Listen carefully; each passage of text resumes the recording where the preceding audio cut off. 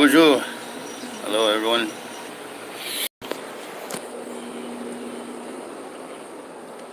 Hello, my name is Damien Badboy, and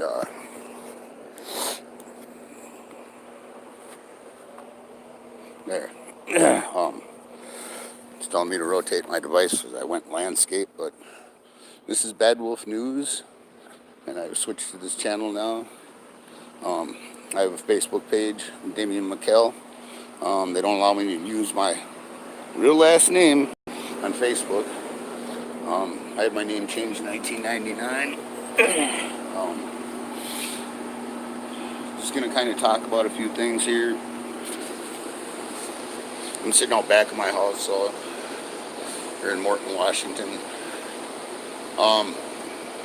There's been a lot of things that have been happening in the world, and there's so many issues that are going on that you can't really pick one to fight. But there is one that I feel is very, very important, and I think that people really need to realize this. But this is the only planet we have. This is, us native people, we call her Uchimakar, Nakomasaki, Mother Earth, because of all the energy she gives off to give life to us as human beings. In the meantime, we're all fighting and arguing and, having racism and all these different things that are happening now, which it needs to change, There's got to be some way to come about unity. Standing Rock, was 2 years ago, and Standing Rock was 3 years ago now, and it was an awakening for a lot of people, and it brought a lot of people together, but it didn't bring enough, and that's one of the problems with the thing is because there's so much division in this world. Excuse me. But we have this, we have all these things that are happening, one of the biggest things that us native people have been trying to spread to the world is about the pipelines. We're digging into the earth and we're taking all these resources from her, and we have 8 billion people on this planet, and I'm just going to kind of throw some numbers out there that I know about, and I'm going to put them out there, and that is that 70% of this world is made up of water. And a lot of people don't realize, but only 2.5% of that 70% water is fresh. That's, for 8 billion people, that's not a lot of water.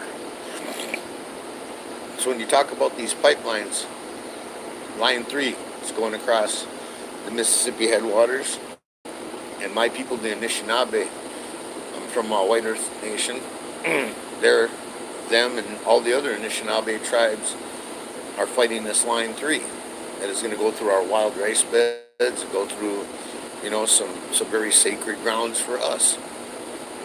Wild rice is in our prophecies that led us this way. We migrated over here many thousands of years ago by following something that came to our people. And we've all native people have been trying to fight for unity. A lot of white people have too, a lot of black people have, and a lot of Chinese people have. But the thing is when are we going to come together and stop all this bickering about this and that and realize that we got to take care of the earth first and take care of the people? Now, Mr. Trump, and I hate even saying his name, has put so much division in this country that I don't see a lot of people really paying attention to what is going on behind the scenes of what he's doing. Russia, China, and Cuba have come together to say, guess what? Keep your hands off Venezuela. And nobody's paying attention to that. I don't think anybody's paying attention to, that I think he's trying to start a war. I really do. And this is my own opinion. I'm not saying this is anybody else's opinion or anything, but this is mine. I think he's trying to start a war, and I think that some of the things that are happening today are because of him. We pulled out of Paris Climate Agreement. We pulled where he wants to pull us out of NATO. And believe it or not, climate change is a very major issue. I'm here in Morton, Washington, okay? In a valley in the mountains. I'll kind of show you around. You can see the mountains here. Okay? The thing is, if you notice, there's snow. There's no snow in these mountains. None. Where usually there's at least something. But there's nothing here. There's no snow. There's nothing. It's pretty bad. And the people here rely on that snow. The tribes here rely on that snow for water. These trees need that. The earth needs that, period. But where do we go from here? What do we do from here? You know, um, as Line 3 is going in, that's going to destroy some things. Dakota Access Pipeline went in 2017. It started running in June, carrying 560,000 barrels of oil a day. So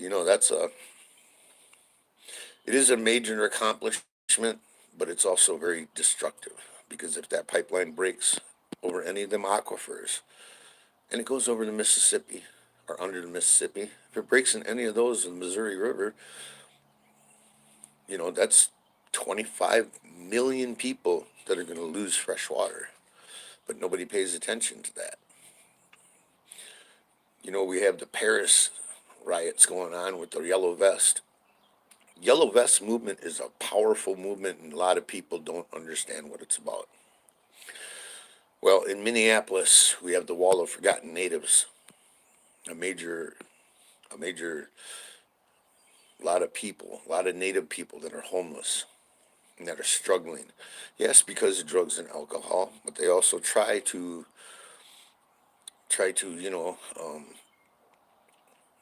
some of them don't want help because if people don't know about historical trauma. Go check it out. Go look it up. Research it. Research historical trauma in Native Americans. We try to protect this earth, and we try to bring unity of all people. But then we have people like what happened in Washington, D.C., which, oh my gosh, it was so sad. I remember Nathan Phillips from Standing Rock when I was out there. Um, he's a very wonderful man. He's trying to bring unity too, and that's all he tried to do. But the thing is nobody's talking about, there's a few, but I don't see anybody talking about these black Hebrew Israelites that started it with the Catholic boys. They both started this. And then Mr. Phillips tried to walk in between to bring peace and to stop all that. Nicholas Sandman, the student, he was scared. He admitted it. He was scared. He didn't know what to do, so he just stood there and smiled. But he said he was praying at the same time. We don't know what was in his mind. We really don't. Just because he was wearing a MAGA hat, we don't know what he was really feeling.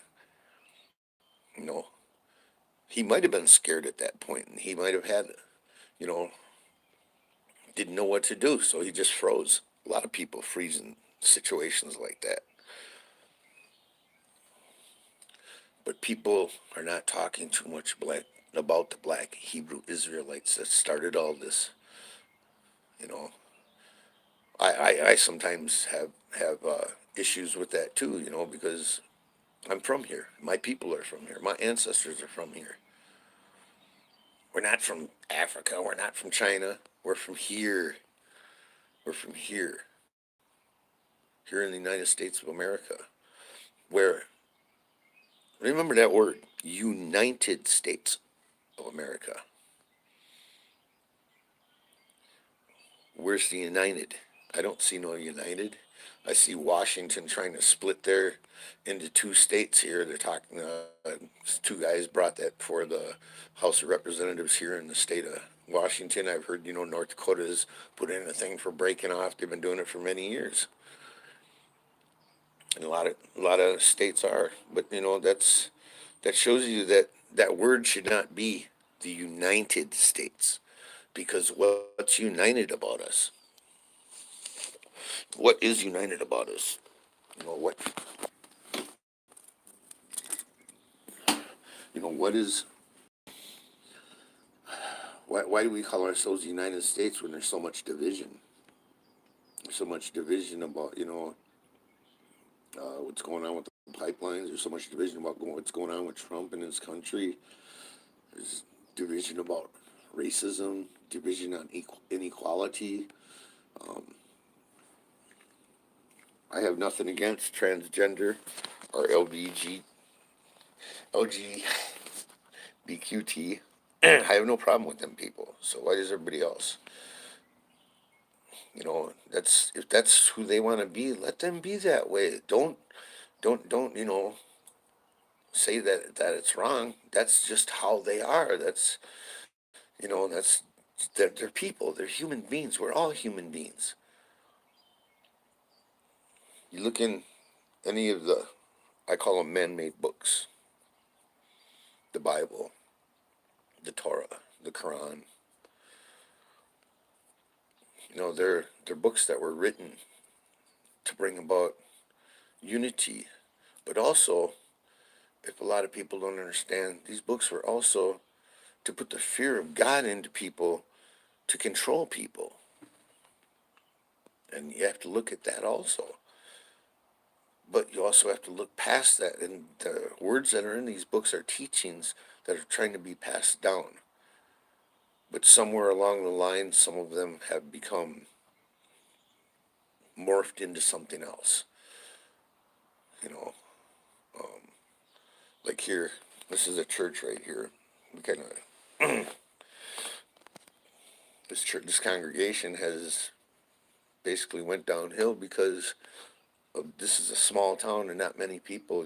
Most of the people here are older and retired, and a lot of them are, you know, are falling away from Christianity and falling more towards, I guess, what you would call spirituality. You know, they follow their own way, their own beliefs, and that's what we have to understand is everybody has their own beliefs. Let them believe how they want to believe. Let them be who they want to be. We can't keep looking at people as oh, your skin's dark, you're no good, and your people are conquered. We're not a conquered people. We're still here. We still have our ways. We still try here to protect the earth, because that is the biggest thing that Native people here are trying to do is protect the earth. But we also have to remember there's bad in everybody and there's good in everybody. You might have a bad person in front of you doing bad things, but deep down inside that person is a good person. We have to look past the bad things and try to just look at them as a human being. You know, um, you hear these words come out of our president's mouth: animals, rapists, and all this stuff. Yes, there's a few bad apples in that crowd, but there's a few bad apples everywhere in every race. But how do we turn those people good? How do we make them people feel better about themselves so that they they become more loving and compassionate towards everybody? And sharing is the biggest thing that we need to do. We've seen a lot of this going on with the country, and we've seen all these people come together to put all these food banks together for all these workers during this shutdown. 35 days it went on. And a lot of these workers make $500 a week, okay? 1,000 every 2 weeks. That ain't much. I mean, you think about that. They got to pay their insurance. They got to pay their house payment. They got to pay their electric bill. They got to pay their gas bill. They have to pay their water bill, which water's free. I don't know why we have to pay for it now, but I suppose it's because of technology. You know, so here Apparently not. Native people were here in we didn't have, you know, major possessions. We only took what we needed. You know, and that's what I think everybody needs to do is start only taking what you need. And gotta bring that's what the yellow vest movement is about the rent prices, the inequality, um, on the gas taxes, because some of these people can't pay that tax. Some of these companies can't pay them taxes, and they're downtrodden the poor people, and the poor people are having a hard enough time. But you want to know something? When you talk about recessions and things like that, us native people, I mean, yeah, it affects us, but then again, it doesn't affect us either because we've been living poor all our lives. You know, a lot of people could learn a lot of things from our people if they would ask. You know, and a lot of things we could learn from the Chinese people. I love their philosophies and their teachings. You know, the art of war, the I Ching, things like that. And, you know, I learn a little bit from all cultures. I try not to be judgmental. Sometimes it's real hard to be not judgmental against Christians because of what has happened to our people because of them. You know, and I'm not saying it's all Catholics, it's all Presbyterians, or it's all Lutherans, but back in the day, they did that. And some of them are still look at us that way. They look at us as a lower race. So, you know, we're the bottom feeders of the people, but we're not. We're strong. We're still here. We're resilient, and we're fighting Line 3, and we're fighting KXL in South Dakota, Nebraska, North Dakota, Montana, because we want fresh water. And why do they have to go through our lands? Why do they keep just doing this? I mean, the stand out in Lancaster, Pennsylvania, those were nuns. Government didn't care about them either. They just took their land from them and put in a pipeline. But not many people pay attention to that. Not many people are paying attention. This Venezuela stuff, we do need to keep our nose out of it. That's, you know, that's their business. Let them handle it. You know, I have to say I agree with some of the things on that. You know, about staying out of it. Let them kind of figure it out. Are we going to be? Is that going to be another Syria? Is that going to be another Lebanon? You know, that's what we have to look at. That's what we have to think about. We don't want to go and tell another country how their people have to live. That's what they did to us here, us Native Americans. They did the same thing, and now if you look at it, they're doing the same thing to Mexicano people that they did to the Native Americans back in the day, separating the children, putting them in foster homes, putting them in internment camps, otherwise boarding schools. You know, it's the same thing. It keeps repeating itself. History is repeating itself. The strongest thing that we can do is unite as a people. I really think that the black Hebrew Israelites need to go to Nathan Phillips and have a meeting with the Covington Catholic boys and work it out. Talk about it. You know, we all pray to the same God, just by a different name. That's, you know, that's the bottom line. You know, um, Winona LaDuke of Honor of the Earth and Tara Huska, they're very powerful women, and you're starting to see the women start to stand up in this country. Winona LaDuke and Tara have been standing up for a long time for this, for the things, and that's why she named it Honor of the Earth.